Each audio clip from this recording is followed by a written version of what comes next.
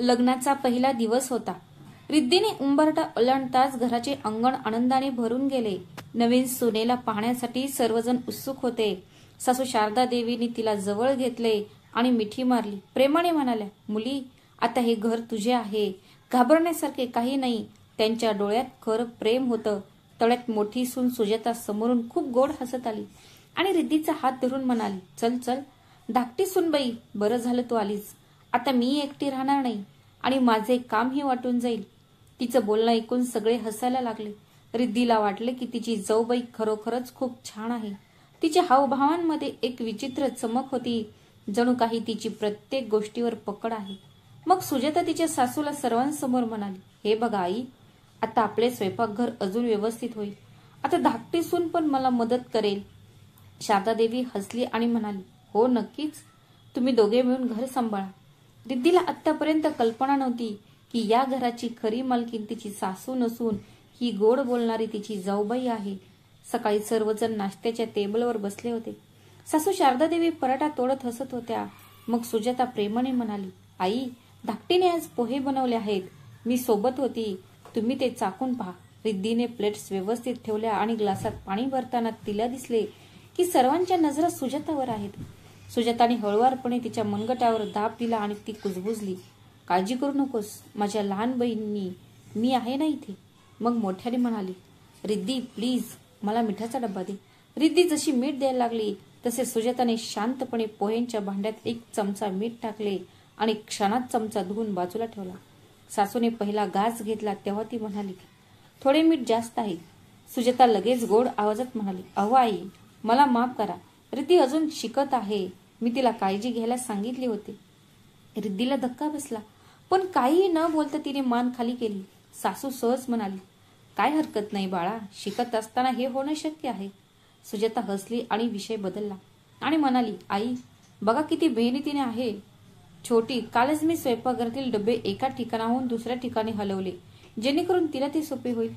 रिद्धीला त्याच क्षणी आठवले की तिने रात्री सर्व मसाले व्यवस्थित केले होते, पण सकाळी उठताच तिला सगळं उलटं दिसलं आणि आता सुजाता गोड शब्द वापरून त्याचे श्रेय घेत होती. मोठे भाऊजी सुयश वर्तमानपत्राची घडी घालत म्हणाले, ठीक आहे, घरात 1 सिष्टी मसाला हवी. मग आर्यनही विनोद करत म्हणाला, वहिनी, आता प्लीज आमच्या जबाबदाऱ्याही वाटून द्या. सुजाता हसत म्हणाली, जबाबदारी तीही मिळेल आणि सोबतच कौतुकही होईल. फक्त मी सांगते तसे करा. असे म्हणत तिने तिच्या ॲप्रनच्या खिशातून स्वयंपाकघराची चावी बाहेर काढत पुन्हा आत सरकवली. जणू ती न कळत सांगत होती की कुलपाचा आवाजही तिच्या मनाप्रमाणेच आला पाहिजे. नाश्ता झाल्यावर सुजाताने तिच्या सासूसमोर रिद्धीचा हात धरला आणि मोठ्या प्रेमाने म्हणाली, आई, आजपासून छोटी माझ्यासोबत स्वयंपाकघराची पूर्ण जबाबदारी घेईल. मी तिला सर्व काही शिकवेन. शारदा देवी आनंदाने सहमत झाल्या आणि म्हणाल्या, खूप छान सुनबाई, तू मोठी आहे. तू जे शिकवशील ते योग्य असेल. रिद्धीला बरं वाटलं आणि थोडं विचित्रही. चांगलं यामुळे वाटलं कारण तिच्या सासूबाईंचं मन स्वच्छ होतं आणि विचित्र यासाठी की सुजाताची शिकवण्याची पद्धत खूप गोड शब्दांनी गुंफलेली होती. जणू काही साखरेच्या थराखाली दुसरी चव लपलेली आहे. दुपारी रिद्धीने लगेच गॅस पेटवला. मग सुजाता हसत म्हणाली, छोटी, सुरुवातीला गॅस मोठा करू नकोस. आधी आग मंद ठेव आणि हो, चमचे दुसऱ्या ड्रॉवरमध्ये, प्लेट्स तिसऱ्यामध्ये आणि ग्लास फक्त वरच्या शेपवर ठेवले जातात. समजले? रिद्धीने हो असे उत्तर दिले आणि काम करत राहिली. थोड्या वेळाने पुन्हा सुजाता म्हणाली, अरे तू थकली असशील तर ही जड भांडी सोड, दुसरी हलके कामे कर. असं म्हणत तिने जड तवा तिच्या हातात दिला आणि स्वतः हसत हसत मोबाईलवर कोणाशी तरी बोलू लागली. ती फोनवर म्हणत होती की हा वहिनी, इथे सगळं माझ्या सूचनांनुसारच होतं. नवीन सून खूप साधी आहे. प्रेमाने सांगितलं तर ती प्रत्येक गोष्टीला सहमती देते. हे वाक्य रिद्धीच्या कानावर पडले आणि ती काही क्षण संकोचली, पण शांतपणे काम करत राहिली. संध्याकाळी जेव्हा तिची सासू अंगणात तुळशीला पाणी देत होती तेव्हा सुजाता तिच्याकडे गेली आणि हळू आवाजात म्हणाली, आई, छोटी खूप छान आहे, पण ती थोडी विसराळू आहे. मी तिला डाळीत कमी तूप घालायला सांगितले होते, पण तिने जास्त घातले. काही फरक पडत नाही. मी तिला समजावून सांगेन. सासूबाई सहज म्हणाल्या, मुली, तूच ते बघ. ती अजून नवीन आहे. ती हळूहळू शिकेल. सुजाता लगेच तिच्या पायांना स्पर्श करून म्हणाली, मला फक्त तुमचे आशीर्वाद हवेत आई. मग मागे वळताच तिने रिद्धीला हाक मारली, छोटी, दिव्याची वात सळ कर. जर ती वाकडी राहिली तर तेल लवकरच संपेल. रिद्धीने वाद न घालता वाद सरळ केली आणि तिला जाणवले की प्रत्येक कामात सुजाताचा शेवटचा शब्द कायदा बनतो. समोर तर ती हसते, पण पाठीमागे मात्र छोट्या छोट्या तक्रारी करते आणि तिच्या सासूबाईंचा साधेपणा तिच्या बाजूने साक्ष देतो. जेवणाच्या वेळी हाच क्रम चालू राहिला. सगळे बसतात. सुजाता प्लेट्स व्यवस्थित वाटून घेते आणि मध्येच रिद्धीला हळू आवाजात सूचना देत राहते की आधी बाबांची थाळी, मग आई, मग मोठा भाऊ म्हणजे सुयश, मग आर्यन आणि मग विहान आणि मग शेवटी स्वतःची. रिद्धीने ऑर्डरचे पालन केले.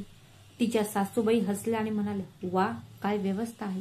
मग लगेच सुजाता डोळे खाली करून म्हणाली, मी हे तुमच्याकडूनच शिकले आहे आई. रिद्धीने जेव्हा तिच्या सासूबाईंचे खरे हास्य पाहिले तेव्हा तिने हे मनात ठरवले की ती तिच्या सासूपासून दूर राहणार नाही. पण सध्या तिला समजले की या घरात गोष्टी गोड स्वरात सांगितल्या जातात आणि नियमही त्याच स्वरात बनवले जातात. स्वयंपाकघराच्या चाव्या, किराणा सामानाची यादी, पाहुण्यांच्या प्लेट, अगदी हसणे आणि बोलणे देखील, या सगळ्यांवर सुजाता मऊ पण दृढ नियंत्रण ठेवते. तिच्या सासूबाईंना ही पकड लक्षात येत नाही, कारण सुजाता त्यांच्या सेवा आणि व्यवस्थेच्या नावाखाली सर्व काही लपवते आणि बाकीचे सुयश, आर्यन, विहान या गोड वातावरणात वाहून जातात. कोणीही आक्षेप घेत नाही. रात्री खोलीमध्ये परतल्यावर विहानने रिद्धीला विचारले की पहिला दिवस कसा होता. रिद्धीने खरे सांगितले, खरं खूप छान आहे. आई खूप साधी आहे. फक्त सुजाता दिदी तिच्या पद्धतीने सर्व काही करते. विहान हसला आणि त्याने प्रकरण हलके केले. अगं ती मोठी आहे ना म्हणून. तसे तू बघ ना, तिच्या गोड बोलण्याने काम सोपे होते. रिद्धीने मान हलवली, पण तिच्या मनात एक छोटीशी शंका निर्माण झाली की गोड स्वरात दिलेली प्रत्येक सूचना मदत नसते, तर कधी कधी ती एक नियंत्रण देखील असते.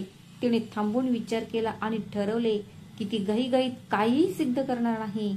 प्रथम ती सुजाताचे मार्ग समजून घेईल आणि योग्य वेळी सत्य उघड करेल. कारण जर ती घाईघाईने काही बोलली तर तिच्या सासूच्या साधेपणाला धक्का बसेल आणि दोष तिच्यावर येईल. ती जितकी साधी होती तितकीच हुशार होती, म्हणून तिने स्वतःला समजावले की हळूहळू चालेल, पण डोळे उघडून ठेवेल. खिडकीतून येणाऱ्या थंड वाऱ्यात आकाशातील ताऱ्यांकडे पाहत ती झोपी गेली. दुसऱ्या दिवशी सकाळी रिद्धीने स्वयंपाकघराचे कुलूप उघडले तेव्हा तिला दिसले की सुजाताच्या कपाटात चावी आधीच लटकलेली होती.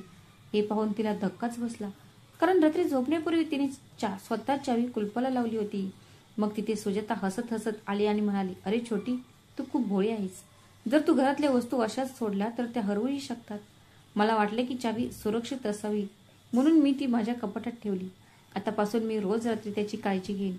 ती खूप प्रेमाने म्हणाली. पण रिद्धीला स्पष्टपणे समजले होते की सुरक्षेच्या नावाखाली स्वयंपाकघरावर नियंत्रण ठेवण्याचा त्यांचा हा एक मार्ग आहे. सकाळी नाश्त्याच्या वेळी सासू म्हणाली, आज मला बेसनाचे लाडू खावेसे वाटतायत.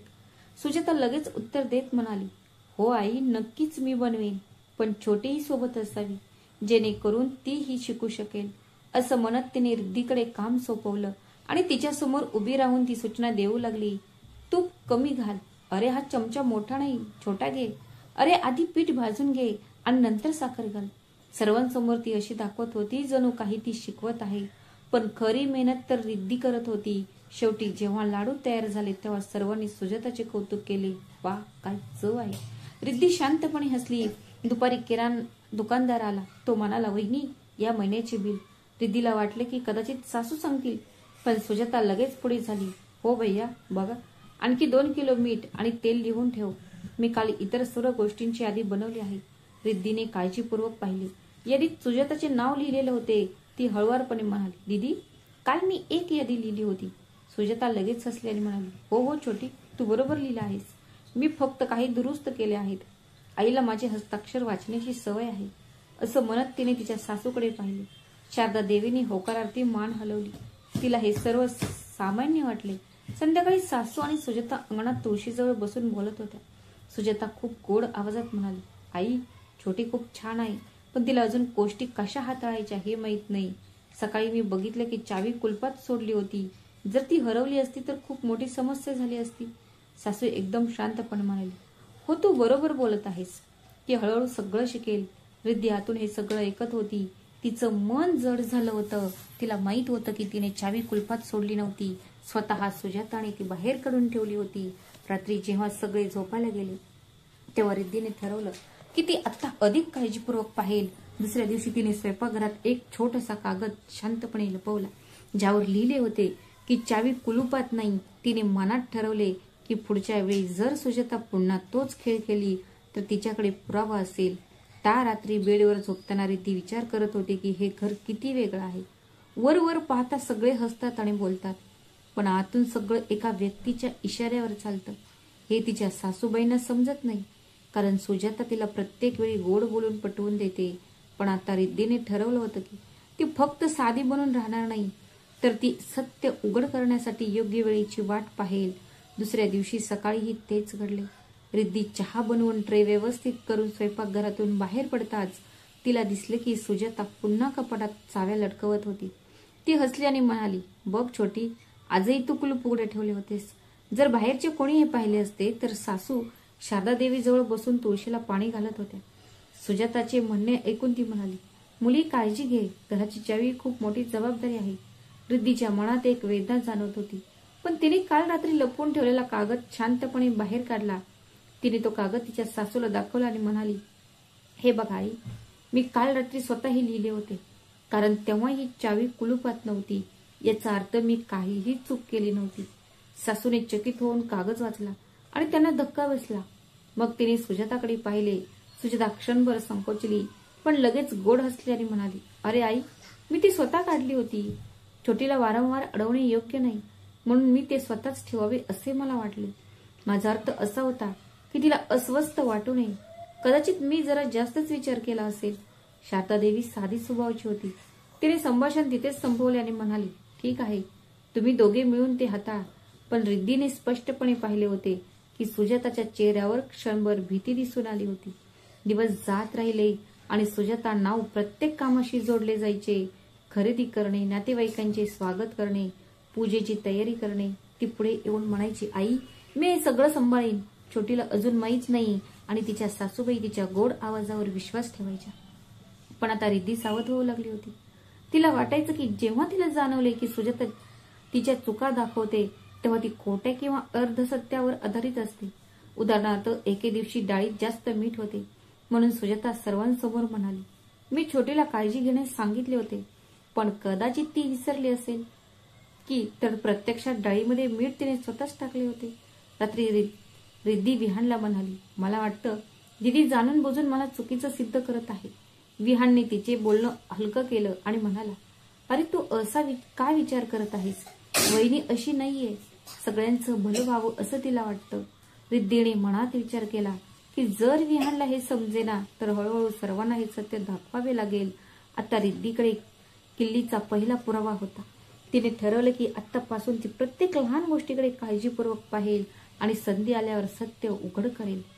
तिला माहित होते की तिच्या जाऊचा धूर्तपणा नेहमीच गोड शब्दांच्या पडद्याआड लपून राहतो आणि हा पडदा पाडणे सोपे नाही.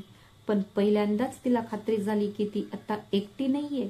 सत्य तिच्या सोबत आहे आणि जेव्हा सत्य हळूहळू बाहेर येईल तेव्हा कदाचित घरातील लोकांनाही समजेल की घरावर खरे नियंत्रण कोणाचे आहे.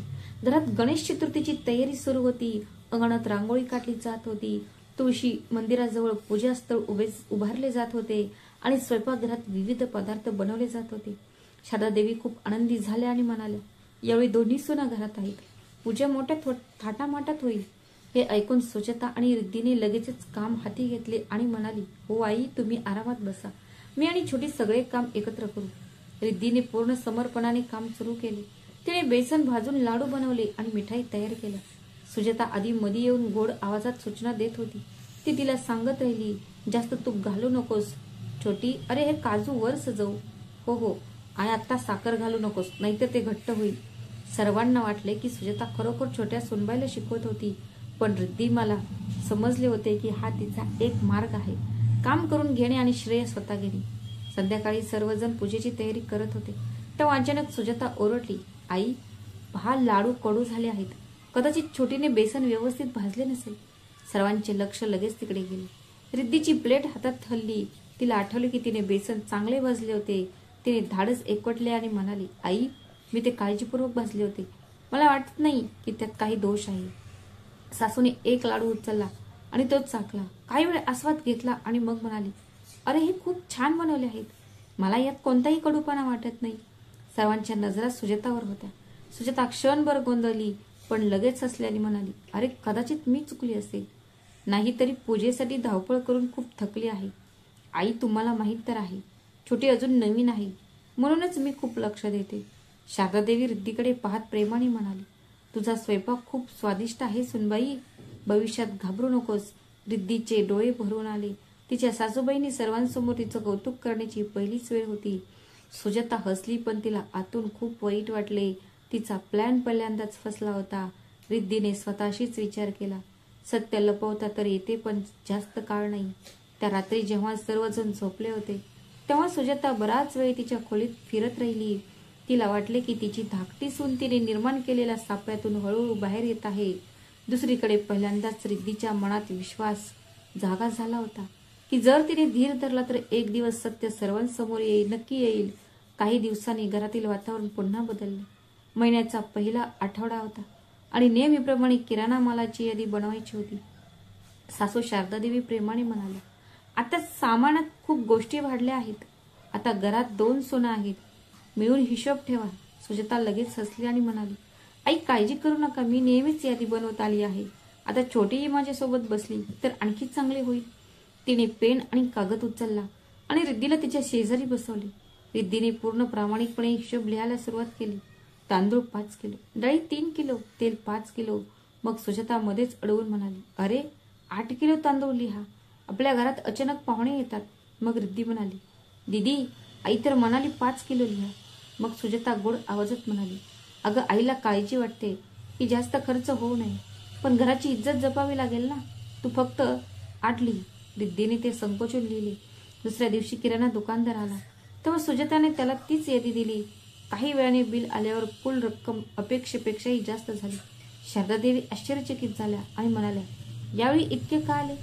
सुजाता लगेच म्हणाली, आई छोटीने यादी लिहिली होती, मी तिला जास्त लिहू नको असे सांगितले होते, पण तिने सांगितले की ते आवश्यक आहे. हे ऐकून रिद्धी स्तब्ध झाली. तिचे डोळे ओले झाले. तिला खरं सांगायचं होतं म्हणून ती म्हणाली, आई मी फक्त 5 किलो लिहिले होते. पण दीदीनेही. हे बोलतात सुजाता तिला मध्येच थांबवून म्हणाली, आई राहू द्या, ती नवीन आहे, चुका होणारच, काळजी करू नका, पुढच्या वेळी मी सांभाळेल. सासूनेही सहज म्हटले, ठीक आहे बाळा, तू सांभाळ. आणि तिथेच संभाषण संपवले. रिद्धीचे मन दुखावले. तिला माहीत होते की हे सुजाताचे षडयंत्र आहे, पण तिच्या सासूच्या साधेपणामुळे सत्य बाहेर येऊ शकले नाही. ते जेव्हा ती खोलीत एकटी बसली होती तेव्हा तिला तिचे मन खूप जड वाटले. पण नंतर तिला आठवले की चाव्यांच्या बाबतीत तिने पुरावे दाखवले होते आणि सत्य बाहेर आले होते. तिने ठरवले की पुढच्या वेळी ती सर्व काही लिहून ठेवेल. तिने तिच्या छोट्या डायरीत लिहिले, मी 5 किलो तांदूळ म्हटले होते, पण सुजाता दीदींनी मला 8 किलो लिहायला लावले. तिला वाटले की उद्या हेच पान तिच्या सत्याचा साक्षीदार असेल. काही दिवसांनी संपूर्ण कुटुंबाला सासूरच्या माहेरी मेजवानासाठी जावे लागले. घरात धावपळ सुरू होती. सर्वजण तयारी करत होते. रिद्धीने खूप प्रयत्न करूनही तिचा सूट निवडला, तिचा दुपट्टा व्यवस्थित निवडला आणि स्वतःशीच विचार केला की ती पहिल्यांदाच तिच्या माहेरी कुटुंबाला भेट देणार आहे. एक चांगला प्रभाव पडला पाहिजे. मेजवानीच्या घरी नातेवाईकांची गर्दी होती. सर्वजण मोठ्या उत्साहाने नवीन सुनेला पाहण्यास उत्सुक होते. सासू अभिमानाने म्हणाली, ही माझी धाकटी सून रिद्धी आहे. सर्वांनी तिचे कौतुक केले. ती खूप संस्कारी दिसते. मग सुजाता मध्येच हसत म्हणाली, अरे ती खूप भोळी आहे. सकाळपासून मी तिला खूप वेळा सांगितले होते की तिची चप्पल इथे ठेवू नकोस, पण बघा ती पुन्हा विसरली. मला तर भीती वाटते की एके दिवशी ती मंदिरात आरतीची थळी उलटी करेना म्हणजे झालं. तिच्या स्वरात गोडवा होता, पण तिचे बोलणे ऐकून सर्व नातेवाईक हलके हसायला लागले. रिद्धीचा चेहरा लाल झाला. सासूबाईंनी तिच्याकडे पाहिले आणि सहज म्हणाल्या, ठीक आहे, ती नवीन आहे, ती हळूहळू शिकेल. तिने पुन्हा विनोदाने विषय टाळला. पण यावेळी कॉलेजमध्ये शिकणारी ननंद मीरा रिद्धीकडे आली आणि हळूच म्हणाली, वहिनी तू खरंच असं केलंस का? मला वाटत नाही की तू इतकी भोळी आहेस. मग रिद्धी हळू आवाजात म्हणाली, नाही मीरा, मी माझी चप्पल व्यवस्थित ठेवली होती, कदाचित कोणीतरी तिथून काढली असेल. मीराने थोडा वेळ विचार केला आणि मग शांतपणे म्हणाली, सुजाता वहिनी अनेकदा अशीच करते. आधी ती स्तुती करते आणि नंतर सर्वांसमोर विनोदाने त्या लहान गोष्टीला मोठं करते. रिद्धीने तिच्या डोळ्यात पाहिले आणि तिला पहिल्यांदाच वाटले की घरात कोणीतरी आहे ज्याने सुजाताचे खरे रंग ओळखले आहेत. त्या रात्री जेव्हा सर्वजण घरी परतले तेव्हा रिद्धीचे मन जड झाले होते. पण त्याच वेळी एक छोटीशी आशा निर्माण झाली. आता सुजाताच्या चालाकी फक्त तिलाच समजत नव्हत्या, तर हळूहळू इतरांनाहीच तिच्यावर संशय येऊ लागला होता. पुढच्या आठवड्यात शनिवार घरात एक खास पूजा आयोजित करण्यात आली होती. सकाळपासून तयारी सुरू होती. सासूने मोठी सून सुजाता आणि धाकटी सून रिद्धी यांच्यात काम वाटून दिले. सुजाता प्रेमाने म्हणाली, आई काळजी करू नका, मी ताट सजवते, फक्त धाकटीला फुले तोडायला पाठवा. रिद्धीने अंगणातून फुले आणली आणि ताट सजवायला सुरुवात केली. मग सुजाता गोड आवाजात म्हणाली, अरे छोटी, ही फुले अशी ठेवत नाही, तू उलटी ठेवली आहेत. देवाला अर्पण करताना फुलांच्या पाकळ्या वर आणि देठ खाली राहतात. तिने पटकन फुले उलटली आणि हसत म्हणाली, बघ असं असते.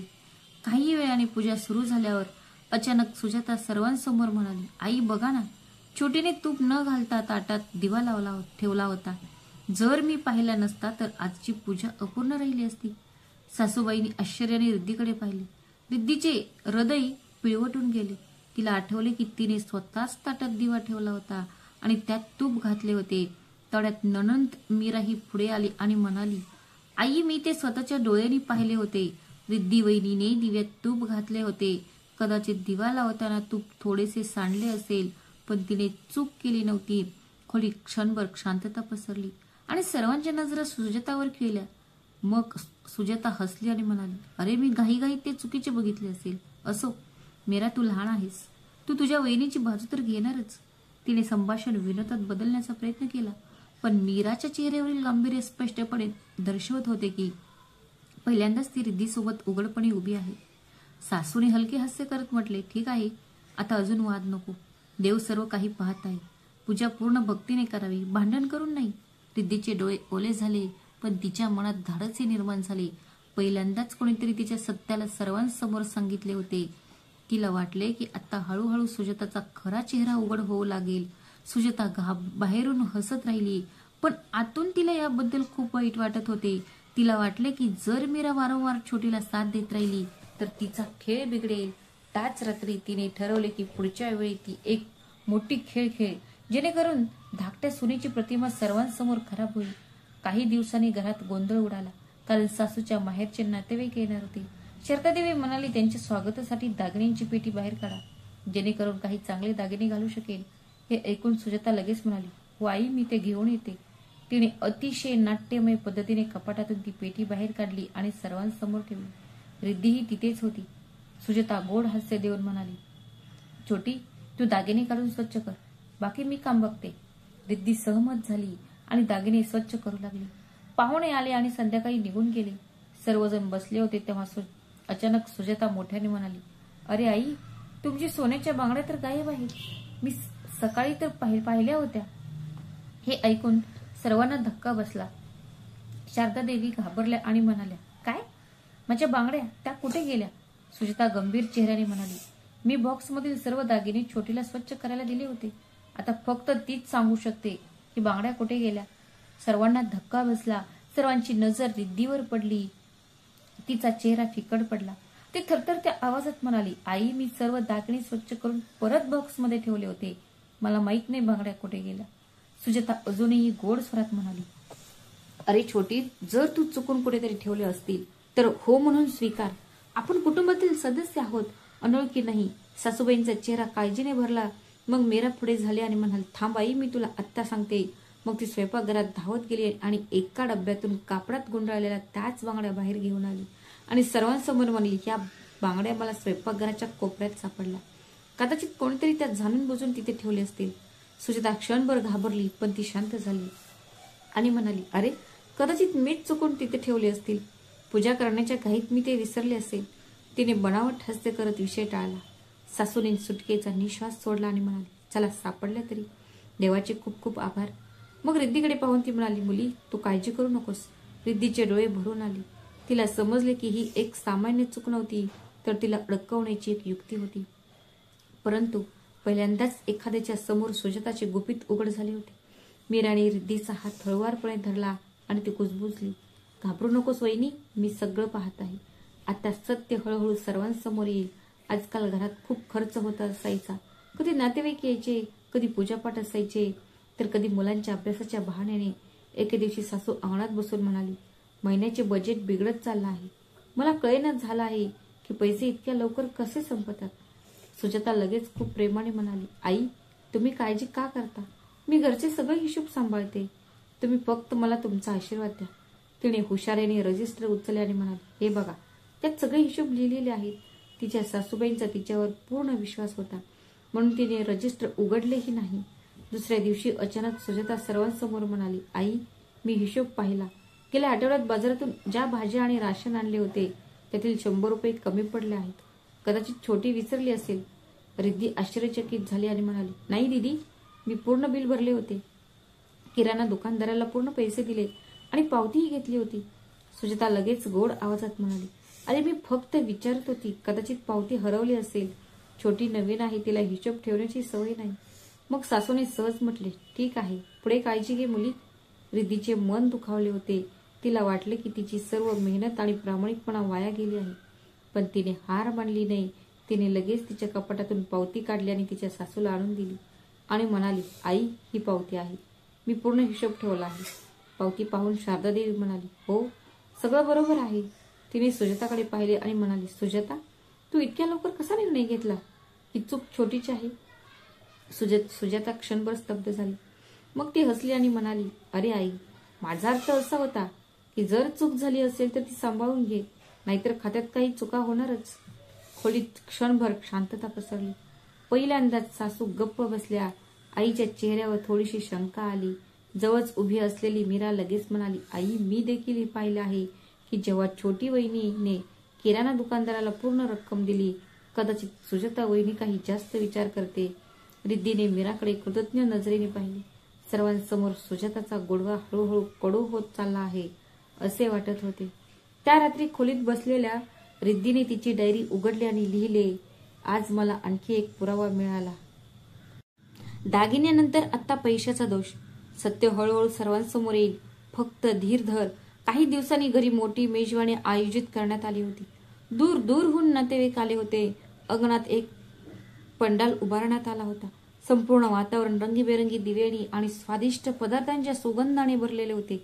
सासूबाई अभिमानाने सर्वांचे स्वागत करत होत्या. सुजाता देखील इकडे तिकडे फिरत सर्वांकडे पाहून हसत होती.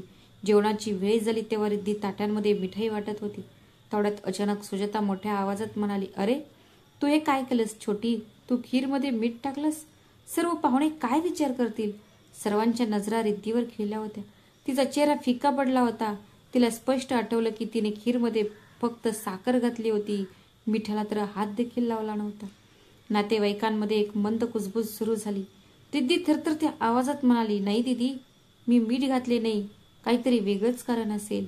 मग सुजाता खूप गोड स्वरात म्हणाली, अरे आई मी ते पुन्हा पुन्हा समजावून सांगते, पण छोटी अजूनही शिकत आहे. आता तुम्हीच सांगा इतक्या पाहुण्यांसमोर हे कसे दिसते. सासूचा चेहरा फिका पडला. तिने खीर चाकली आणि चाकून तिला धक्काच बसला.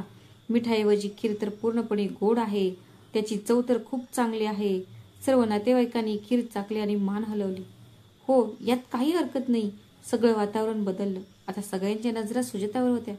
ती क्षणभर घाबरली, मग हसून म्हणाली, अरे कदाचित मलाच ते जाणवलं असेल. कधी कधी इतक्या गर्दीत चक्कर येते, कदाचित माझी जीभ गोंधळली असेल. सासूबाईंनी तिच्याकडे काळजीपूर्वक पाहिले. यावेळी तिच्या चेहऱ्यावर हलकेसे हास्य नव्हते तर गंभीरता होती. तिने स्वतःशीच विचार केला, सुजाता वारंवार छोटीला का दोष देते आणि प्रत्येक वेळी तीच का चुकीची निघते. मीरा जवळच उभी होती. ती हळूच म्हणाली, आई खरं सांगायचं तर रिद्धी खूप मेहनत करते. चुकांसाठी तिलाच नेहमी दोष का दिला जातो. सासू गप्प राहिली. पण पहिल्यांदाच तिच्या मनात एक खोल शंका निर्माण झाली. तिला वाटलं की ज्याच्या मागे ती आतापर्यंत आंधळेपणाने विश्वास करत आहे, कदाचित तीच गोड बोलून चाली खेळत आहे. रिद्धीने शांतपणे सर्वांना मिठाई वाढली. पण तिच्या मनात समाधान होते की आज पहिल्यांदाच सुजाताची युक्ती पाहुण्यांसमोर आणि तिच्या सासूबाईंसमोर उलटी पडली होती. दुसऱ्या दिवशी सकाळची वेळ होती. अंगणात तुळशीजवळ उदबत्ती जळत होती आणि सासू शारदादेवी तिथे बसल्या होत्या. रिद्धी स्वयंपाकघरात पीठ मळत होती. तेवढ्यात सुजाता आत आली आणि नेहमीप्रमाणे गोड आवाजात म्हणाली, छोटी बघ पीठ घट्ट करू नकोस, आईला कडक पोळ्या आवडत नाहीत. रिद्धी हसत म्हणाली, हो दीदी. सुजाता नुकतीच बाहेर आली होती. तेव्हा अचानक ती बडबडली, आता बघ मी थोडे अधिक मीठ घालून छोटीला सर्वांसमोर कसे गोत्यात टाकते. तिला माहीत नव्हते की दाराबाहेर बसलेल्या शारदादेवीनं तिचे हे शब्द स्पष्ट ऐकले होते. तिच्या सासूबाईंचे हृदय जोरजोरात धडधडू लागले.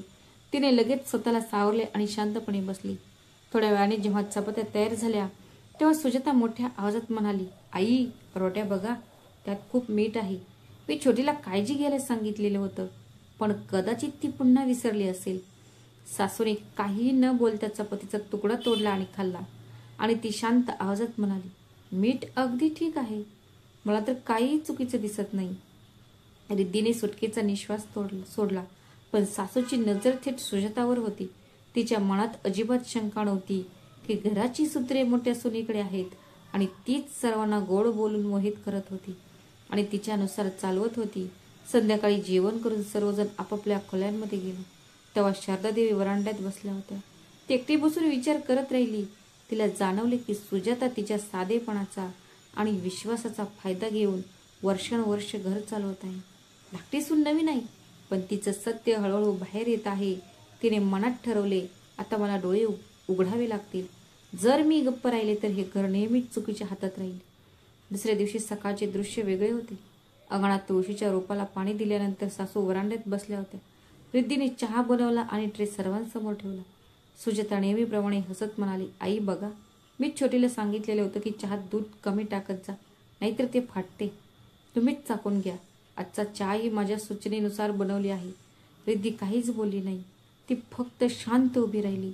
मग शारदादेवीनी कप उचलला आणि हळूहळू चहा पिल्या आणि सर्वांसमोर म्हणाल्या, चहा खूप चांगला आहे आणि तो कोणाच्याही सांगण्यामुळे नाही तर धाकट्या सुनेमुळे झाला आहे. अचानक खोलीत शांतता पसरली.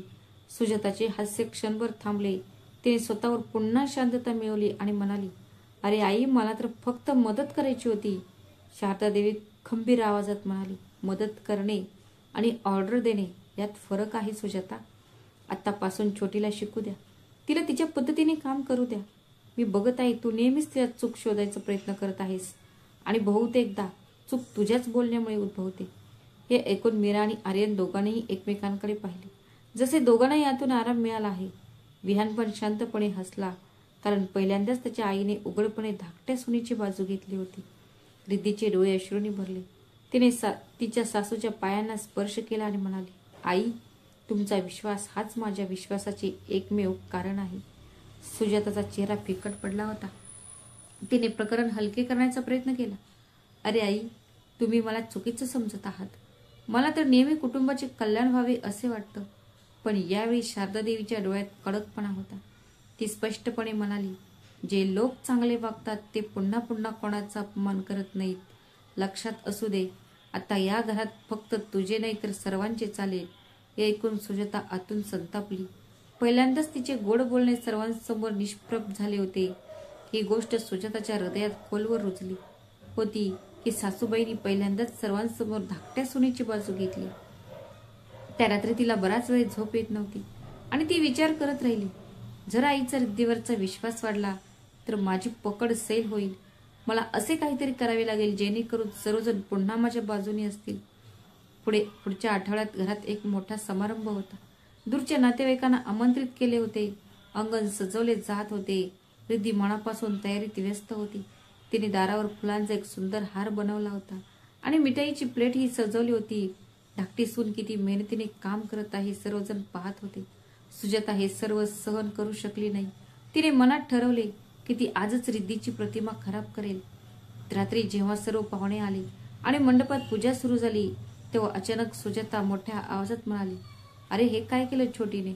ताटात तुपाऐवजी मोहरीचे तेल टाकले. आता देवाची आरती कशी होईल? सर्व पाहुण्यांच्या नजरा रिद्धीवर पडल्या. ती घाबरली आणि थरथरत्या आवाजात म्हणाली, नाही, मी फक्त तूप टाकले होते. सुजाता नाट्यमय स्वरात म्हणाली, हे बघ आई, मी दरवेळी हिला समजावून सांगते पण ती खूप घाई करते. आता इतक्या नातेवाईकांसमोर आपला काय आदर उरणार? सासूचा चेहरा लाल झाला.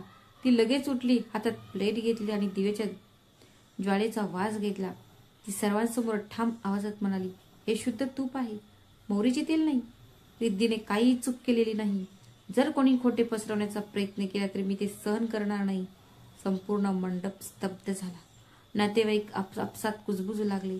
असे दिसते की मोठी सूनच हे प्रकरण अतिशयोक्ती करते. मीरा सर्वांसमोर म्हणाली, हो आई, मी हे पाहिलं होतं की वहिनीने तूपच काढले होते. कदाचित कोणाचा तरी गैरसमज झाला असेल. सुजाताचा चेहरा फिकट पडला, पण तिने लगेच बनावट हास्य आणले. अरे, कदाचित माझ्या नाकाला वेगळा वास आला असेल. कधी कधी अनेक गोष्टींमध्ये चूक करते. सासूने तिच्याकडे सरळ पाहिले आणि म्हणाली, सुजाता, ही तुझी तिसरी वेळ आहे. जे तू केलेले आरोप खोटे निघालेत. आता मी आंधळेपणाने तुझी बाजू घेणार नाही. तेव्हाच रिद्धीच्या डोळ्यातून अश्रू वाहू लागले. तिला आत्ता खात्री पटली की सत्य कधी ना कधी मार्ग शोधेल.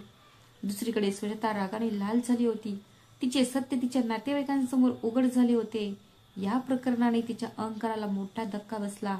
तिने स्वतःशीच प्रार्थना केली की आता बघ छोटी, मी असा सापळा रचेन की यावेळी कोणीही मला चुकीचे सिद्ध करू शकणार नाही. नातेवाईकांसमोर झालेल्या अपमानाने सुजाताच्या मनात विष ओतले गेले होते. ती रात्रंदिवस विचार करू लागली की धाकट्या सोनेला अशा चुकीत कसे अडकवायचे की सगळे तिला दोषी समजतील आणि विश्वास तोडतील. शेवटी तिच्या डोक्यात एक विचार आला, पैसे आणि दागिन्यांची चोरण्याची. सासूने घराच्या कपाटात काही दागिने आणि रोख रक्कम वेगळी ठेवली होती, जेणेकरून गरज पडेल तेव्हा त्यांचा वापर करता येईल. सुजाताला त्यांची जागा आणि कुलूप माहीत होते, कारण ती अनेकदा हिशोब ठेवत असे. एका रात्री सर्वजण झोपल्यानंतर ती शांतपणे खोलीतून बाहेर पडली आणि कपाटातून जुन्या वस्तूंच्या बंडलमध्ये ठेवलेले 5,000 रुपये आणि एक जोड चांदीचं पैंजण काढले आणि तिच्या खोलीतील एका जुन्या पेटीत लपवले. दुसऱ्या दिवशी सकाळी तिने एक नाटक केले. सगळे अंगणात बसले होते तेव्हा अचानक सुजाता ओरडली आणि म्हणाली, आई, कपाटातून पैसे आणि पैंजण गायब आहेत. काल रात्री मीच कुलूप तपासले, पण आज ते उघडे आहे. ही खूप मोठी गोष्ट आहे. तिची सासू घाबरली. काय? पैसे आणि पैंजण? हे देवाच्या पूजेसाठी ठेवले होते. सुजाता निरागसपणे म्हणाली, आई, काल मी छोटीला कपाटाजवळ पाहिले. कदाचित तिला काहीतरी हवे असेल. तेव्हा तुम्ही विचार करा. सर्वांच्या नजरा रिद्धीवर खेळल्या होत्या. तिचा चेहरा फिक्का पडला. ती थरथरत्या आवाजात म्हणाली, नाही आई, मी तिथे गेले नाही. मी चोरी का करू? सुजाता गोड आवाजात म्हणाली, अरे, मी तुला दोष देत नाहीये. मी फक्त एवढंच म्हणत आहे की कदाचित ते तुझ्याकडून चुकून झालं असेल. जर तू मला आता सांगितलंस तर हे प्रकरण आपल्या घरातच राहील. मीरा, जी सगळं पाहत होती, ती लगेच म्हणाली, नाही आई, मी काल रात्री उशिरापर्यंत अभ्यास करत होते. मी वहिनीला खोलीतून बाहेर पडतानाही पाहिले नाही. हा आरोप चुकीचा आहे. सासू गोंधळली. ती रिद्धीला म्हणाली. तिने तिच्या डोळ्यात पाहिले आणि मग हळुवारपणे म्हणाली, मला वाटत नाही की रिद्धी हे करू शकेल. पण जर खरोखरच सामान सापडले नाही तर आपल्याला ते शोधावे लागेल. रिद्धीचे मन रडू लागले. ती तिच्या खोलीत गेली आणि कपाट आणि सामान पुन्हा पुन्हा तपासले, पण सर्व काही ठीक नव्हते. दुसरीकडे सुजाता स्वतःशीच हसत होती. आता बघ, जेव्हा मला पैंजण आणि पैसे सापडणार नाहीत तेव्हा सगळेजण रिद्धीच गुन्हेगार आहे असे मानतील. पण तिला माहीत नव्हते की नशीब तिच्या विरुद्ध खेळत आहे. त्याच संध्याकाळी साफसफाई करताना सुजाताच्या खोलीत कपाटाच्या खालच्या बाजूस एक नोट पडलेली आढळली. तिने एक निर्दोषपणे जाऊन ती रिद्धीला दिली. सुनबाई, मला हे सुजाताच्या खोलीत सापडले. रिद्धीचे हात थरथर कापले. तिच्या मनात प्रकाशाचा एक लखलखाट चमकला. तर सत्य इथे लपले आहे. रिद्धीने मोलकरणीच्या हातातून नोट घेतली आणि ती काही वेळ तिथेच स्तब्ध उभी राहिली. तिचे मन गोंधळले. जर मी हे आईला दाखवले तर जाऊबाई लगेच म्हणेल की ते मी जपून ठेवले आहे. पण जर मी गप्प राहिले तर खोटेपणा वाढतच जाईल. तिने एक दीर्घ श्वास घेतला आणि धैर्य वेढले. संध्याकाळी जेव्हा सर्वजण अंगणात होते तेव्हा ते बसून बोलत असताना अचानक सासू म्हणाली, मला अजून पैसे आणि पैंजण सापडलेले नाहीत. मला काळजी वाटते की काहीतरी गडबड झाली आहे. इतक्यात रिद्धी हळूहळू पुढे आली आणि थरथरत्या आवाजात म्हणाली, आई, आज साफसफाई करताना मला ही नोट सापडली आणि तीही दीदीच्या कपाटाच्या खाली. तिने ती नोट सर्वांसमोर ठेवली. संपूर्ण अंगण स्तब्ध झाले. सुजाताचा चेहरा क्षणभर फिकट पडला. मग ती लगेच हसली. अरे आई, मी दररोज खोलीत वस्तू ठेवते. कदाचित ती कधीतरी माझ्याकडून पडली असेल. तुम्हाला माहिती आहे, घरासाठीचे पैसे सहसा माझ्याकडे असतात. तेव्हा मीरा लगेच बोलली, पण वहिनी, तुम्ही काल मला सांगितले होते की पैसे आणि पैंजण गायब आहेत. जर तुमच्याकडे होते तर तुम्ही खोटे का बोललात? सुजाता गोड आवाजात म्हणाली, नाही नाही मीरा, तू गैरसमज करत आहेस. कदाचित मी विसरले. माझ्यावर खूप जबाबदारी आहे, म्हणूनच कधी कधी माझ्याकडून चुका होतात. सासूने सुजाताकडे काळजीपूर्वक पाहिले. आता तिला तिच्या डोळ्यातील शंका अधिकच वाढली होती. ती गंभीर स्वरात म्हणाली, सुजाता, दुसऱ्यांदा परिस्थिती उलट झाली आहे. आता मी प्रत्येक गोष्टीची काळजी घेते. मी स्वतःच ते सांभाळेन. आतापासून ते अकाउंट्स असोत किंवा दागिन्यांची पेटी. धाकटी सून ही माझ्यासोबत असेल. रिद्धीचे डोळे भरून आले. पहिल्यांदाच तिला वाटले की तिची सासू खरोखरच तिच्या बाजूला उभी आहे. सुजाता आतून अस्वस्थ झाली. तिने स्वतःशी विचार केला, आता मला एक मोठी खेळ खेळावी लागेल, नाहीतर हळूहळू माझं गुपितही सर्वांना उघड होईल. सुजाताची झोप आत्ता उडाली होती. तिला स्पष्ट दिसत होतं की धाकटी सून हळूहळू सर्वांचा विश्वास जिंकत होती आणि आईही प्रत्येक बाबतीत तिचे मत घेऊ लागली होती. हे सर्व पाहून तिच्या आत मत्सर आणि भीती दोन्ही वाढू लागली. तिने ठरवले की जर आता मोठी हालचाल केली नाही तर तिची पकड सैल होईल. दरम्यान शेजारी अशी चर्चा होती की पुढच्या महिन्यात घरी एक मोठी धार्मिक कार्यक्रम होणार आहे. प्रत्येक गावागावातून नातेवाईक, पुजारी आणि समाजातील लोक जमणार होते. तेव्हा शारदा देवी अभिमानाने म्हणाली, यावेळी आपण सर्वजण कार्यक्रम खूप चांगल्या प्रकारे आयोजित करू. हा कुटुंबाच्या सन्मानाचा प्रश्न आहे. हा विचार सुजाताच्या मनात घर करून राहिला. तिने विचार केला, जर मी या कार्यक्रमात काही मोठी चूक केली असेल तर तिला ते करणे खूप कठीण होईल. जर मी तिला अडकवले तर तिची प्रतिष्ठा सर्वांसमोर नष्ट होईल आणि माझे वर्चस्व कायमचे परत मिळेल. कार्यक्रमाचा दिवस आला. अंगणात मंडप सजवला होता. स्वयंपाकघरात जेवण तयार केले जात होते. बाहेर रस्त्यावर दिवे आणि हार अडकवले होते. सर्वत्र पाहुण्यांची गर्दी होती. सुजाताने एक हुशार योजना आखली. तिने गुपचूप प्रसादाच्या ताटात मीठ टाकले आणि आरती सुरू होणार असताना ती मोठ्या आवाजात म्हणाली, अरे आई, बघा, धाकट्या सुनेनं प्रसादात मीठ टाकले. हे खूप वाईट शकुन आहे. घराची इज्जत बर्बाद झाली आहे. सगळं वातावरण स्तब्ध झालं होतं.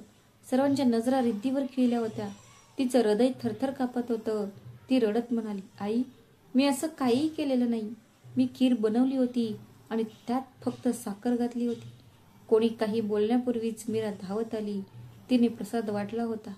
तिने वाटी घेतली आणि चाखल्यानंतर म्हणाली, आई, मिठाची चव फक्त वरवर दिसते. खीर आतून पूर्णपणे गोड आहे. जरा विचार करा, जर रिद्धीने ती बनवली असती तर संपूर्ण प्रसाद खारट झाला असता. फक्त कोणीतरी हे वर मीठ टाकले आहे. सर्व पाहुणे आश्चर्यचकित झाले आणि एकमेकांना विचारू लागले. सासूने प्लेटचा वास घेतला आणि मग ती सर्वांसमोर गंभीर स्वरात म्हणाली, सुजाता, आता सत्य लपवू नकोस. ही युक्ती तुझी आहे. धाकट्या सुनेला बदनाम करण्यासाठी तू काहीही करू शकते. तू किती वेळा खोटं बोलणार आहेस? सुजाताचा चेहरा फिक्का पडला.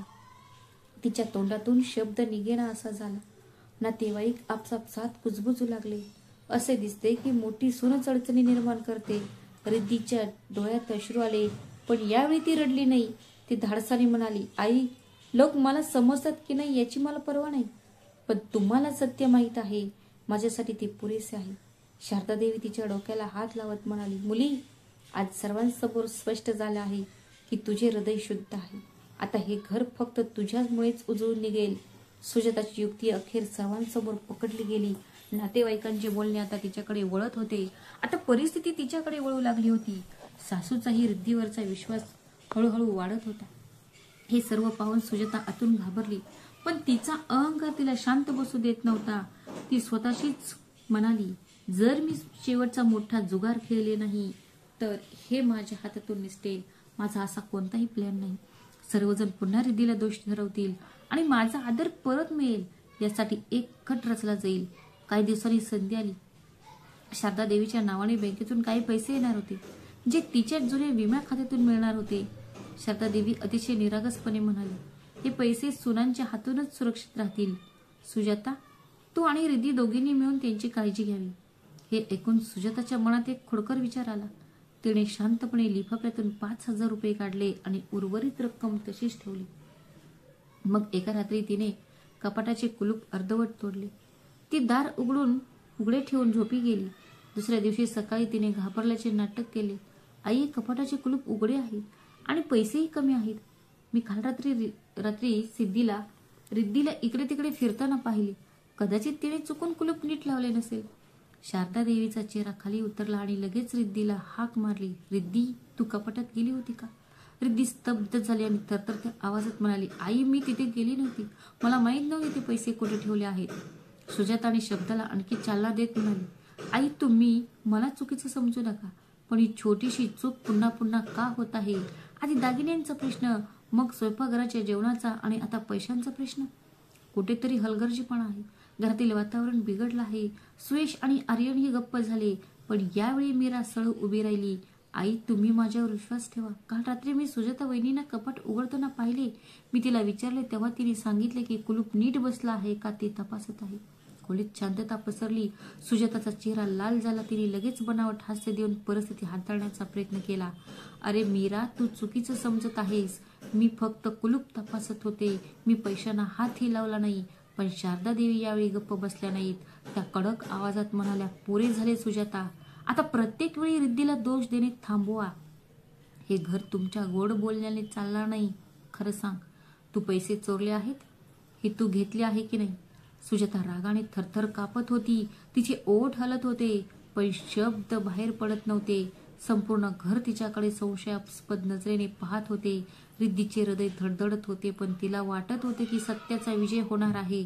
सकाळची वेळ होती. अंगणात तोही जवळ दिवा जळत होता आणि संपूर्ण कुटुंब तिथे जमले होते.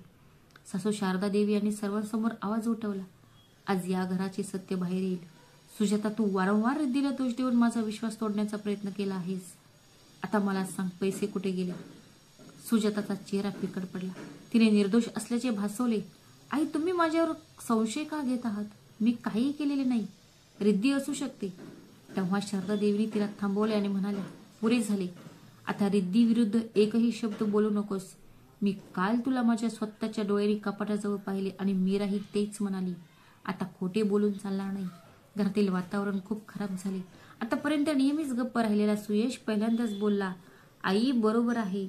आपण सर्वांनी हे देखील पाहिले आहे की प्रत्येक वेळी रिद्धीला दोष दिला जातो. हिशोब लावल्यानंतर सत्य उलटे निघते. कदाचित आपण सर्वांनी सुजाताच्या शब्दांवर आंधळेपणाने विश्वास ठेवला असेल. आर्यन पुढे म्हणाला, हो आई, मलाही अनेक वेळा असे वाटले की मोठी वहिनी प्रत्येक गोष्टीचे श्रेय घेते आणि रिद्धीला कमी लेखते. आता हे स्पष्ट झाले आहे की चूक तिची आहे. विहानने रिद्धीचा हात धरला आणि म्हणाला, आई, मला नेहमीच वाटायचे की वहिनी सर्वांचे भले करू इच्छिते, पण आता मला हे मान्य करावे लागेल की मी चुकीचा होतो. माझ्या प्रयत्नाने प्रत्येक वेळी खरे सांगितले आहे आणि तिला वारंवार सासूच्या नजरेतून दोषी ठरवण्यात आले आहे. तिच्या गालावरून अश्रू ओघळले. शारदा देवी रिद्धीला मिठी मारली आणि म्हणाल्या, मुली, आतापर्यंत मी तुला न कळत दुखवत होते, कारण मी सुजाताच्या गोड बोलल्यावर विश्वास ठेवत होते. पण आता मी तुला माझी मुलगी मानते. तुझ्या सत्याने माझे डोळे उघडले आहेत. सुजाता रागाने आणि लाजेने थरथर कापत होती. ती हळुवारपणे म्हणत होती, आई, तुम्ही सगळे माझा गैरसमज करत आहात. मी फक्त घर सांभाळण्याचा प्रयत्न करत होते. शारदा देवी कठोर स्वरात म्हणाली, जर तू घर सांभाळण्याच्या नावाखाली इतरांना कमी लेखत असेल आणि खोटेपणा पसरवत असाल तर ते व्यवस्थापन नाही, फसवणूक आहे. आतापासून माझ्या कुटुंबाचे रक्षण करणे हे माझे कर्तव्य आहे. घरात खोटे बोलणे सहन केले जाणार नाही. रिद्धीच्या डोळ्यातून अश्रू वाहत होते, पण यावेळी हे अश्रू दुःखाचे नव्हते, तर दिलासा आणि विजयाचे होते. तिला वाटले की आजपासून काही महिन्यांचा दुःखांचा अंत झाला आहे. सुजाताने सर्वांचे बोलणे ऐकले तेव्हा तिचा चेहरा रागाने लाल झाला. ती अचानक उभी राहिली. ती रागावली आणि मोठ्या आवाजात म्हणाली, जर तुम्ही सर्वजण आता माझ्यावर संशय घेत असाल तर मी हे घर सोडून जाईन. जेव्हा माझी इज्जतच शिल्लक राहिली नाही तर इथे राहण्याचा काय अर्थ आहे? सर्वांना धाकटी आवडते म्हणून तिच्या मदतीने घर चालवा. अंगणात शांतता पसरली. शारदा देवी हळूहळू उठली. तिच्या डोळ्यात अश्रू आणि कठोरता होती. ती गंभीर आवाजात म्हणाली, सुजाता, घर सोडण्याची धमकी देऊन तू सत्यापासून पळू शकत नाहीस. जर तुझ्या मनात थोडेसेही सत्य असते तर रिद्धीला दोष देऊन तू इतक्या वेळा स्वतःला सिद्ध केले नसतेस. तू जाऊ शकतेस, पण जाण्यापूर्वी तू सर्वांना गोड बोलण्यात अडकवलेस आणि चुका रिद्धीवर टाकल्या आहेत हे स्पष्टपणे मान्य कर. सुयशी पहिल्यांदाच त्याच्या पत्नीशी कळक झाला. सुजाता, मी नेहमीच तुला साथ दिली. तू जे काही बोललीस त्यावर विश्वास ठेवला, पण आज मला समजले की तू माझा विश्वासघात केला आहेस. तू विश्वासाला खेळ बनवला आहेस. आता खरं सांग, तुम्ही पैसे काढले की नाही? आर्यननी विचारले. तो म्हणाला, वहिनी, तुमच्यामुळे माझ्या धाकट्या वहिनीला त्रास होत आहे. त्यांना किती वेळ अपमान सहन करावा लागला असेल. जरी तुम्ही सत्य स्वीकारले नाही तर आपले नाते कधीच टिकणार नाही. ते कधीही पूर्वीसारखे राहणार नाही. मीरा लगेच म्हणाली, वहिनी, आता खोटे बोलू नकोस. आईने सगळं पाहिलं आहे. जर तू ते स्वीकारलंस तर कदाचित चूक माफ होईल, पण जर तू ते लपवलंस तर तुझ्यासाठी जागा उरणार नाही. रिद्धी शांतपणे उभी राहिली. तिच्या डोळ्यात अश्रू होते, पण तिच्या ओठांवर एक विचित्र शांती होती. तिला वाटले की आता निर्णय फक्त एक पाऊल दूर आहे. सुजाता आजूबाजूला पाहत होती. सर्वांच्या नजरा तिच्यावर होत्या. कोणाच्याही नजरेत विश्वास नव्हता, फक्त प्रश्न होते. तिचा घसा कोरडा पडला होता. बराच वेळ गप्प राहिल्यानंतर ती शेवटी हळू आवाजात म्हणाली, "हो आई, मी स्वतः पैसे काढले आणि मीच दागिने गायब केले. मला भीती वाटत होती की जर रिद्धीचे महत्व वाढले तर माझे महत्व कमी होईल. म्हणून मी तिला पुन्हा पुन्हा दोषी सिद्ध करण्याचा प्रयत्न करत राहिले." शारदा देवीच्या डोळ्यातून अश्रू वाहू लागले. ती दुःखी स्वरात म्हणाली, "सुजाता, तू माझा विश्वास तोडलास. मी तुला माझी मुलगी समजून सगळं सोपवलं आणि माझा विश्वासघात केलास. पण आता सत्य बाहेर आले आहे. आतापासून या घरात खोटेपणा आणि धूर्तपणाला जागा राहणार नाही." रिद्धी हळूहळू आली आणि तिच्या सासूबाईंजवळ उभी राहिली. शारदा देवीने तिचा हात धरला. तो सर्वांसमोर म्हणाल्या, "आजपासून या घराची खरी ताकद रिद्धी आहे. तिचे सत्य आणि संयम हा या कुटुंबाचा पाया आहे." सुजाताकडे कोणतेही उत्तर नव्हते. तिने डोके टेकवले आणि शांतपणे तिच्या अश्रूंमध्ये हरवून गेली. सुजाताने सत्य कबूल करताच घरात एक गंभीर वातावरण निर्माण झाले. जणू अंगणातल्या सगळ्यांचा श्वास थांबला होता. शारदा देवी एक दीर्घ श्वास घेत म्हणाल्या, "आता पुरे झाले. खोटेपणा आणि कपटाने या घराचे जितके नुकसान होऊ शकले तितके झाले आहे. आता फक्त सत्य आणि विश्वासच काम करेल." त्या दिवसानंतर पहिल्यांदाच सासू रिद्धीला म्हणाली. तिने तिला आपल्या शेजारी बसवले आणि तिच्या डोक्यावर हात फिरवला. "मुली, जर दुसऱ्या कोणत्याही सुनेला तुझे इतके सहन करावे लागले असते तर ती तुटून पडली असती. पण तू धीर धरलास आणि सत्याचा विजय होऊ दिलास. मला तुझा अभिमान आहे." तिच्या डोळ्यात अश्रू होते आणि चेहऱ्यावर समाधान होते.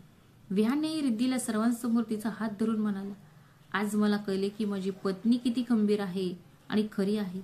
मी कधीच तुमचे दुःख नीट समजले नाही, पण आता मी वचन देतो की मी नेहमीच तुझ्या पाठीशी उभी राहीन." मीरा हसत म्हणाली, "वहिनी, आजपासून कोणीही तुम्हाला एकटे समजणार नाही. अगदी मी सुद्धा. मी नेहमीच तुझ्या सोबत आहे." सुजाता वहिनीची खेळ आता चालणार नाहीत. आतापर्यंत आपल्या पत्नीवर आंधळेपणाने विश्वास ठेवणारा सुयश पश्चातापाने भरून आला. तो सर्वांसमोर म्हणाला, "रिद्धी, तुला विनाकारण किती वेळा फटकारले गेले तरी मीही गप्प राहिलो. कदाचित आधी जर मी तुझ्या पाठीशी उभा असतो तर मला हा दिवस पाहावा लागला नसता. मला माफ कर." आर्यनने विनोदाने वातावरण हलके केले आणि म्हटले, "वहिनी, आता तुम्ही घराचे खरे CEO आहात. सर्वजण तुमच्या आज्ञेनुसार काम करतील." हे ऐकून सर्वजण हसले आणि वातावरणातील जडपणा दूर झाला. त्या रात्री सिद्धी पहिल्यांदाच शांत झोपली. तिला वाटले की ती ज्या सत्यासाठी अनेक महिने लढत होती त्याला अखेर यश मिळाले आहे. आता कोणीही तिला दोष देण्यासाठी पुढे येणार नाही. दुसरीकडे सुजाता तिच्या खोलीत एकटीच बसून रडत होती. तिच्या मनात पश्चातापाची आग जळत होती. रिद्धी खूप आनंदी होती, पण तिचा अहंकार अजूनही पूर्णपणे तुटलेला नव्हता. ती विचार करत होती, मी खरोखरच सर्वस्व गमावले आहेत का? मी पुन्हा या घरात माझे स्थान निर्माण कधी करू शकेन का? दुसरीकडे तिच्या सासूबाई प्रत्येक लहान मोठ्या कामात रिद्धीचे मत घेऊ लागल्या. तिने संपूर्ण कुटुंबाला स्पष्टपणे सांगितले, आतापासून घरात निर्णय एकत्रित घेतले जातील. एकही व्यक्ती हुकूम करणार नाही. सर्वांचे योगदान समान असेल. हा सन्मान रिद्धीसाठी विजयापेक्षा कमी नव्हता. काही दिवस गेले. घरातील वातावरण हळूहळू बदलू लागले. सर्वजण रिद्धीचा आदर करू लागले. सासू तिचा खूप आदर करत असत. ती कामात तिचा सल्ला घ्यायची. मीरा प्रत्येक छोट्या मोठ्या गोष्टीत तिला साथ द्यायची आणि विहानला तिच्या चेहऱ्यावर नेहमीच हास्य पाहायचे होते. संपूर्ण घर सुटकेचा निश्वास सोडत असल्याचे दिसत होते. पण सुजाता तिच्या आत दररोज पश्चाताप आणि एकटेपणाची आग जळत होती. जे लोक एकेकाळी तिचा प्रत्येक शब्द मानायचे ते आता तिच्यापासून अंतर ठेवू लागले. नेहमीच तिची ढाल बनणारा सुयश आता तिच्याशी नजरेचा संपर्क साधण्यासही कचरत होता. एके दिवशी सुयश स्पष्टपणे म्हणाला, सुजाता, तू मला सर्वांसमोर लाजवलेस. मी नेहमीच तुला माझ्यापेक्षा वर ठेवले आणि माझा तू विश्वास तोडलास. हे शब्द तिच्या हृदयात बाणासारखे घुसले. दरम्यान एक घटना घडली ज्यामुळे सुजाताला गाढ हादरून टाकले. मीराची तब्येत अचानक बिघडली. कॉलेजमधून परतताना ती बेशुद्ध पडली. घरात गोंधळ उडाला. सगळे घाबरले. डॉक्टरना बोलवण्यात आले. डॉक्टर म्हणाले, परीक्षा आणि अभ्यासाच्या तणावामुळे ती नीट जेवू शकत नव्हती. ती खूप कमकुवत आहे. तिची काळजी घेण्याची गरज आहे. मीरा वेळेवर पडली होती आणि सर्वांच्या चेहऱ्यावर काळजी स्पष्ट दिसत होती. तेवढ्यात रिद्धी पुढे आली आणि तिने मीराची काळजी घेतली. तिने तिची सेवा करायला सुरुवात केली. तिने स्वतः तिच्यासाठी लापशी शिजवली, तिला औषध दिले आणि रात्रभर तिच्यासोबत बसली. तिच्या सासूबाई डोळ्यात पाणी आणत म्हणाल्या, मुली, आज तू खरोखरच या घराची मुलगी म्हणून तुझे कर्तव्य पार पाडले आहेस. सुजाता दारात उभी राहून सर्व काही पाहत होती. तिच्या मनात एक वादळ उठले होते की ती उठत असताना विचार करू लागली, ही तीच रिद्धी आहे जिचा मी नेहमीच अपमान करायचे आणि आज माझी ही जाऊबाई मीरासारख्या माझ्या बहिणीचा जीव वाचवण्याचा प्रयत्न करत आहे. जर कदाचित माझी प्रतिष्ठा लक्षात ठेवून मी बेडजवळही गेले नसते. तिच्या डोळ्यातून अश्रू वाहत होते. पहिल्यांदाच तिच्या मनाने स्वीकारले, मी खरोखर चूक केली. मी नातेसंबंधांना खेळ मांडले आणि रीतीने नातेसंबंधांना पूजा मानत असे. त्या रात्री पहिल्यांदाच सुजाता तिच्या नशिबाशी लढण्याऐवजी स्वतःशीच लढली. तिने मनात ठरवले की आता यापुढे कोणतेही युक्त्या चालणार नाहीत. पण हे स्वीकारणे तिच्यासाठी सोपे नव्हते. ती विचार करत होती की सगळे तिला कधी माफ करतील का, किंवा तिला नेहमीच एक द्रुत स्त्री म्हणून लक्षात ठेवतील का. दुसऱ्या दिवशी सकाळी जेव्हा सूर्याची किरणे अंगणात पसरली तेव्हा घरातील वातावरण पूर्वीपेक्षा अधिक शांत झाले. एक दिलासा मिळाला. मीराची तब्येत आता सुधारत होती आणि ती तुळशीला पाणी घालत असताना हसत होती. मग सर्वजण अंगणात जमले. सुजाता हळूहळू पुढे आली. यावेळी तिच्या चेहऱ्यावर एक कृत्रिम हास्य नव्हते, तर खऱ्या पश्चातापाची छाया होती. तिने थरथरत्या हाताने हस्तांदोलन केले. त्यांनी सर्वांसमोर हात जोडून गुदमरलेल्या आवाजात म्हणाली, आई, मी तुम्हा सर्वांना खूप त्रास दिला. माझ्या मत्सर आणि अहंकारात मी रिद्धीचा अपमान केला, तिच्यावर खोटे आरोप केले आणि तुमचा विश्वासघात केला. पण जेव्हा मीराची प्रकृती बिघडली आणि रिद्धीने तिची मनापासून सेवा केली तेव्हाच मला समजले की सूर्याचे खरे कर्तव्य काय आहे. आज मला माझ्या कृत्याची लाज वाटते आणि मी तुम्हा सर्वांकडून क्षमा मागते. शारदा देवीचे डोळे अश्रूंनी भरले. ती जड स्वरात म्हणाली, सुजाता, तुझी चूक खूप मोठी होती. पण जर तुला मला क्षमा करण्याचे मन असेल, तर जर मला खरोखरच वाईट वाटत असेल आणि तू बदलू इच्छित असशील तर मी तुला माफ करते. पण लक्षात ठेव, माफ करणे म्हणजे सर्व काही विसरणे नाही. तुला तुझ्या कृतीने विश्वास परत मिळवावा लागेल. सुयश एक दीर्घ श्वास घेत म्हणाला, सुजाता, तू माझी पत्नी आहेस आणि मी तुझ्यावर विश्वास ठेवला होता, पण तू तो विश्वास तोडलास. आता जर तुला खरोखर बदलायचे असेल तर मी तुला साथ देईन, पण अट अशी आहे की घरात कधीही कपट आणि खोटेपणा चालणार नाही.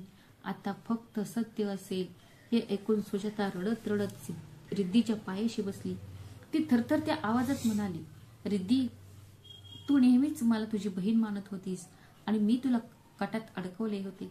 जर तू इच्छित असतेस तर तू मला सर्वांसमोर अपमानित करू शकली असती, पण तू धीर धरलास. आज मला विश्वास आहे की तू या घराची खरी सून आहेस, जिने नात्यांचा मान राखला. रिद्धीच्या डोळ्यातून अश्रू वाहत होते. तिने खाली वाकून सुजाताला उठवले आणि तिला मिठी मारली. दीदी, फक्त माणसेच चुका करतात. जर तुमचे हृदय खरोखर बदलले असेल तर मला काहीही तक्रार नाही. भविष्यात आपण दोघी मिळून या घराची काळजी घेऊ. हे दृश्य पाहून शारदादेवी भावूक झाल्या आणि म्हणाल्या, हेच ते आहे जे मला हवं होतं, की जेव्हा सुनेमध्ये प्रेम असेल तेव्हा घर स्वर्ग बनेल. मीराई हसली आणि म्हणाली, आता कोणतीही फसवणूक नाहीये, फक्त जवळीक आहे. मग आर्यन गमतीने म्हणाला, हो, आता या घरात फक्त आईचा शेवटचा निर्णय घेईल आणि बाकीचे एकत्र असतील. हे ऐकून सगळे मोठ्याने हसले आणि इतक्या दिवसात पहिल्यांदाच घर हास्याने गुंजले. त्या दिवसानंतर घराचे वातावरण खरोखरच बदलले. सुजाता तिच्या कृतीने सर्वांचा विश्वास परत मिळवण्याचा प्रयत्न करू लागली आणि रिद्धी आता फक्त एक साधी सून राहिली नाही, तर संपूर्ण घराची खरी ताकद बनली. तर मित्रांनो, ही एक कथा, हृदयस्पर्शी कथा होती, ज्यामध्ये आपण पाहिले की मत्सर आणि अहंकाराने कितीही नातेसंबंध तुटले तरी प्रत्येक जखम खऱ्या पश्चातापाने, संयमाने आणि प्रेमाने भरून काढता येते. एका सुनेने तिच्या संयमाने आणि प्रेमाने तिच्या पतीला बरे केले. दुसऱ्या सुनेनं घर तुटण्यापासून वाचवलं आणि मोठ्या सुनेनं तिचा गुन्हा स्वीकारला आणि नात्याला नवीन जीवन दिलं. आयुष्यातील हा सर्वात मोठा धडा आहे की चूक स्वीकारणे आणि सुधारणे ही चुकीपेक्षा जास्त महत्वाचं आहे. जर तुम्हाला ही कथा आवडली असेल तर लाईक करा, शेअर करा आणि आमच्या चॅनलला सबस्क्राईब करा. भेटूया अशाच एका नवीन कथेत. तोपर्यंत तुम्ही स्वतःची आणि तुमच्या परिवाराची काळजी घ्या. श्री स्वामी समर्थ. धन्यवाद.